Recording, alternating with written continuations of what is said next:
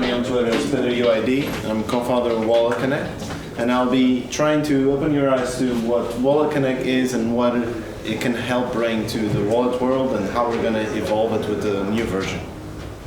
So to bring it back, what is Wallet Connect and how does it even work? Some of you may have used it already, but in a sense, before Wallet Connect existed, we had this desktop-first world where most of the applications were designed to work on the desktop, where you open your browser and then you would require MetaMask to be available in your browser to actually connect to your wallet. And you would have the private key managed in the browser extension, and then you would expose accounts, and the app would kind of just like load indefinitely until you exposed it. And you kind of forced dApps to be built into these dApp browsers and constrained to the desktop. And we wanted to expand and kind of bring on the competition to have more wallets, because Wallet Connect really opens up the ability for users to choose their favorite wallets. App Store and Google Play, there's millions of apps there. People have been building wallets for a long time. And basically all of this wasn't available unless these wallets would have to build dApp browsers themselves and have to basically recreate the 30 to 40 years experience that Google and Firefox and Safari have been building in browsers. And how does it work? Basically the same pop-up that you've seen with MetaMask on the extension, you have it. Even MetaMask Mobile has a mobile wallet that supports Wallet Connect. And you're able to expose your accounts to your favorite dApp without having to have a desktop or a browser that supports the wallet directly. The way it works is basically we have a secure remote signing protocol that allows you to remotely connect from an end-to-end encrypted protocol that we use with JSON RPC, and we share some out-of-band data, just enough information for the two devices to find each other and encrypt the messages securely, so that the relay network can never actually access the contents of the messages, but you're still able to take advantage of the cloud for you to connect from one device to another very securely. We started first with mobile to desktop. We basically expose a QR code that your wallet is able to scan, and in this way, this wallet can focus on being just a wallet that manages your private keys, and then the dApp can give you the experience they want on the desktop while you carry your private keys on your phone as always. But we wanted to take it further, so we went with mobile linking, and we allowed apps to expose themselves with their deep links so that they could connect your favorite wallets from your own mobile device and use mobile Safari, so within your phone you can connect to your favorite dApp and to your favorite wallet. There's no longer the constraint of having to use only MetaMask. And we also even expanded further because Gnosis Hack has built quite a good multi-sig on the desktop, and we are able to copy to clipboard and then just paste the URI, and you connect within your desktop to another application without MetaMask once again. We've been growing in downloads for a long time, and now in July in 2021 we can have consistently over 40,000 downloads on NPM, which means a lot of projects are keeping up to date with our progress and are still maintaining Wallet Connect as one of their main integrations. We're supported by the community. We have over 70 wallets and more than 200 applications supporting it. Not all of them are actually listed here, but we're keeping a big registry of all the applications that are supporting it now. So it's no longer a thing that you have to use MetaMask because it's the only choice, because Wallet Connect is supported in parallel in all of these applications. It has been a rapid progress since the 2018 prototype that we shipped, with only 2 wallets and 2 dApps. And in 2019, we shipped the first version 1 beta that was already supported by big wallets like Trust Wallet, MetaMask Mobile, Rainbow, Pillar, I'mToken, and many others. And in 2020, we closed the beta with the V1, where we stabilized the protocol, and we had more than 30 wallets already and 70 dApps. And now in 2021, we have over 70 wallets and 200 dApps, and we're now going to present about V2. So what is V2? What is new about V2? What can we bring to the table that we haven't bring with the version 1? Multi-chain support. I think most of the conversations at EthCC, at EthEcole, at Cross-Chain Salon, the whole conversation in Paris has been about multi-chain support.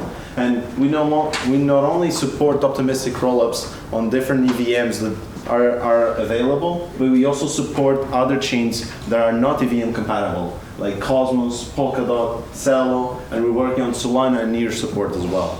Celo has actually went into production with Wallet Connect V2 already, And we have already demos with Cosmos and Polkadot that you will be able to see in a second. So basically a multi-chain application would look like this. Usually you have this idea that the dApp will ask the wallet what chain is actually is active, and you have like the single chain on the wallet. But here you actually have multiple accounts on multiple different chains, all managed within one wallet. But the dApp actually only has the requirement of 2 applications.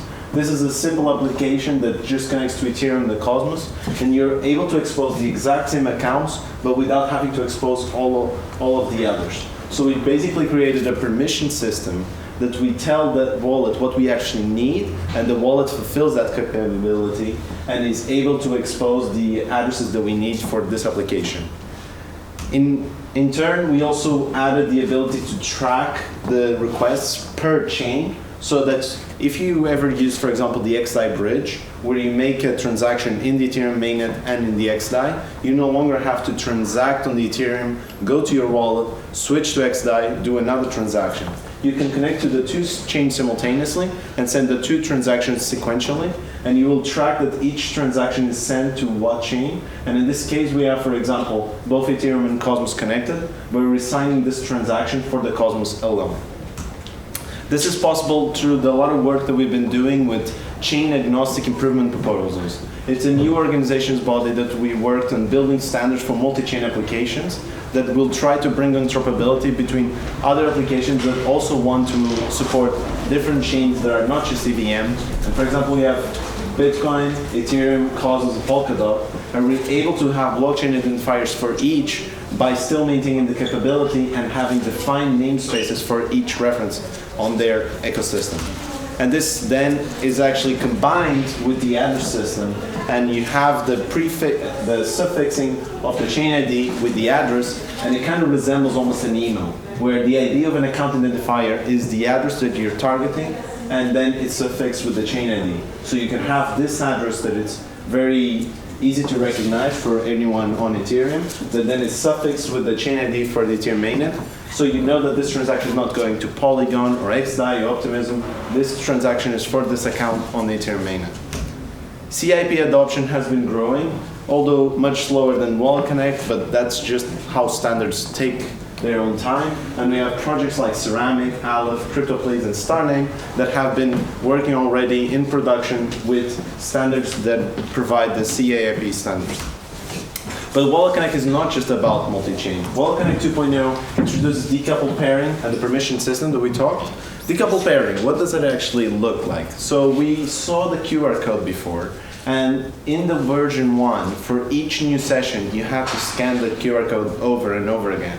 Even though you could have a wallet connected to the same browser, you would need to always have to pair the 2 devices. So because now we have the permission system, we're actually able to have a single pairing between a browser and a wallet, and then just scope different sessions with different permissions. This means that, for example, if you go to an application like Uniswap and you never paired with that browser, you're able to scan the QR code, pair it for the first time, and open a session with Uniswap within the chains that Uniswap is asking for. Then you go to another application, let's say PancakeSwap, which is on the Binance Smart Chain, also another EVM compatible chain, and you, instead of scanning the QR code again, you just instantiate another session for PancakeSwap without conflicting with the existing session of Uniswap. And that's what decoupled pairing and the permission system work very synergistically together. Message acknowledgement is quite an internal improvement that some users have had some network, more edge cases with their networks, and we would have some missed messages where they would have to resend the transaction, and that's now fixed with the version 2. Sometimes some users would also have, in some scenarios, where either the dApp or the wallet had killed the session before communicating with the other party that the session has closed, and then you would have a stalled session on one of the applications, and it wasn't able to actually reconnect, and they had to clear the local storage. So with explicit expiry time, all the clients track when the session should begin and end, and there's no longer these indefinite stall times. Multi-session clients. Now, given that we have decoupled pairings, the clients are much more complex in the sense that you have a single client per device, and it will track all the sessions that are paired within the wallets and you no longer have to have multiple WebSockets connected. This also kind of reduces by default the bandwidth that is required, because some wallets would have multiple WebSockets connected to the same server. And something else that some people have brought up is that the centralizing component of Wallet Connect, right? We have an encrypted transfer between two devices, and we have a server in the middle. This doesn't feel like it's in line with the ethos of Ethereum, and we would like to kind of improve on this. The bridge server that we had for V1, we actually had the renaming because we thought bridge kind of crossed a little bit or overlapped with the terminology of bridging chains. And we called it relay, which felt more accurate because that's exactly what the server is doing. Relaying messages from the dApp to the wallet to the dApp. And that's the infrastructure that we have currently today. But how are we going to decentralize it? We're going to bring up Waku. Waku is the successor of the Whisper protocol that was first written in the spec for Ethereum as the trifactor for a decentralized world. And Waku is a much more improved version that Status has been working on for a couple of years now. And we're probably the first project outside of Status to actually use it in production. And we use it to actually communicate between relay servers. Anyone can actually run a relay server and not have to rely on the servers of Wallet Connect and just connect to the Waku network and share the state. So if the dApp is connected to our server and the wallet provider has its own server, we are able to always have a connection that is interoperable through the Waku network. And we can even take it further. If you want to be even more decentralized, why not remove the relay server at all? You can connect your wallet to a dApp that it's connected directly to the Waku and connects to the libp2p client in the browser itself. And you can even have the wallet. And this will likely be the case for Status Wallet, because Status Wallet already works with Waku on the client side, and they will be able to broadcast the message directly to the Waku network. However, we've been working with Waku for about 6 months now, and we've had quite the experience of running the infrastructure, and we think we know a thing or two about running it, and we are actually looking that this will be the most likely scenario to maintain the user experience and uptime and faster connections, because having the server always available will actually act as a proxy for the Waku. In a sense, it kind of resembles what Infura runs today for most applications, where they run the nodes on the server so that you always don't have to reconnect to the network and have to maintain all the missed messages. And in this way, the relay server will always have the availability that you have, and you can also self-host. But I think that we will be able to offer something even better. We have all the documentation necessary for running a relay. We're actually launching Wallet Connect Cloud, which will be our cloud service that actually maintains all this infrastructure for you. And you will be able in October to just sign up and get a private key, an API key to access our servers, and we'll all be free of charge. And why is it free of charge? Why would we be running this service and just giving it for free? Well, we've been maintaining the V1 servers for 2 years, and actually keeping the API keys actually enables us to maintain the service much better, but we also want to build something bigger. This is just the predecessor to the Wallet Connect network. We want to envision a world where we actually build multiple service providers that allow Wallet Connect to exist, and we, as Wallet Connect Cloud team, will just be one of the first service providers. And in order to do this, we basically are thinking about reusing the same tactics as Gitcoin and the Graph, where they first started as a centralized service, and they were able to test everything internally to then build a decentralized organization or a network where they can actually onboard other participants that were impactful in the network. And you can register at walletconnect.com to get notified when we actually launch Wallet Connect. You can just put your email at walletconnect.com and you will receive an email around October. So what to look for Wallet Connect? We already have the V2 protocol ready, and we have implemented JavaScript clients stable. We're running beta version because we're still waiting on the Swift and Kotlin clients for the native and iOS and Android applications. This will be around the same time as the cloud platform launches, around in the fourth quarter, or October, November. We expect to launch cloud and have Swift and Kotlin clients. As part of our cloud users, we also expect to provide Web3 analytics, which has been something that has been missing a lot, because sometimes applications end up having to use Google Analytics because there's no good tools for defining private analytics for the Web3 users. And we also want to introduce notifications because so many of these projects are based on events on the blockchain. Let it be DAOs for voting, or let it be NFTs for auctions, or even liquidations on a DeFi product.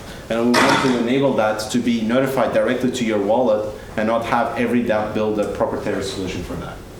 And at the end of the day, this will be the future of Wallet Connect Network, where all of these server providers provide these tools for Web3 analytics, notifications, connecting to your wallet, and authenticating to their applications, all part of a marketplace of providers, all in the Wallet Connect network. So just to recap, Wallet Connect 2.0 brings multi-chain support that we've seen with bringing not just optimistic rollups, but also Cosmos, Polkadot, Solana, Near, and many others. A decentralized backend with Wacom. Improved session management, where many of the issues that we've seen with the V1 are solved with the new protocol that we're introducing. And the faster connections and better uptime that our cloud offering will bring is something that we expect to improve the user experience that we've seen so far on V1. So thanks a lot for watching, and here's walletconnect.com. I hope you guys subscribe to maintain to the latest updates. Thank you.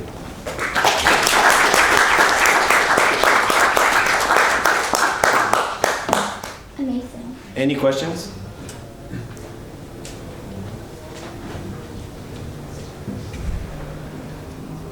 All clear. We go V2. Huh? We go V2. All clear. All clear. Yeah. Pillar is on board. Yeah. Official. Is what makes backwards compatible with Wallet Connect 1.0 or no? No, it was something that we tried to aim in the beginning, but we would have to compromise on the user experience, and we decided that it would be better to just have a migration, which is definitely a more painful process, but it will pay off in the long term.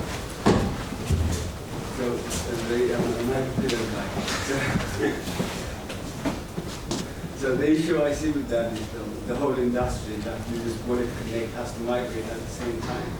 Not necessarily. So there is a schedule in place. Basically, the wallets will be the first ones to upgrade because they're able to actually support version 1 and version 2, providing an overlap for applications that are still on V1 for a certain period to be supported on both sides on the wallet. And then as the wallets are supporting V1 and V2, we ask dApps to migrate as soon as possible. And eventually we hit a majority where the dApps are all supported, and wallets can start deprecating support for V1. I see. So the backward compatibility for the wallet comes in by supporting the two versions at the same time. Correct. So wallets will support it in parallel, and dApps will have to make the choice of when they actually migrate from V1 to V2. It was like all the relays are now run by other operators. So that means there will be like some kind of token or something like that? There is a strong possibility because we've seen with the Wacom network, one of the biggest disadvantages that because you have a much more permissionless system built on a gossip network, you also have a much higher latency. So we actually see the future of a Wallet Connect network almost as a layer 2 on top of the Wacom network, where you can provide an offering to join the Wallet Connect network, and you provide your stake, and then you get upgraded to a lower latency network that you provide clusters of nodes that are able to connect much faster than through the gossip network. Awesome. Thanks a lot for. Oh. Yeah, just one question. With also the dApps, so with the dApps have to have a relay for version 1, version 2, so or the dApps would just upgrade to version 2. Oh, so usually, like if you've done an integration with Wallet Connect, Yeah. it already defaults to our servers. You can customize to your own servers, and then you just point the URL to your server. But the Wallet Connect V1 clients and providers will be pointing to the V1 server, and the Wallet Connect V2 clients will be pointing to the V2 server. So that's like if you're doing an NPM integration, it will be as simple as upgrading the version number. So it's not much work on the dApps, it's just a matter of coordination with the wallets. Cool, I think that's it. Thanks a lot for your time, guys. Thanks for having me.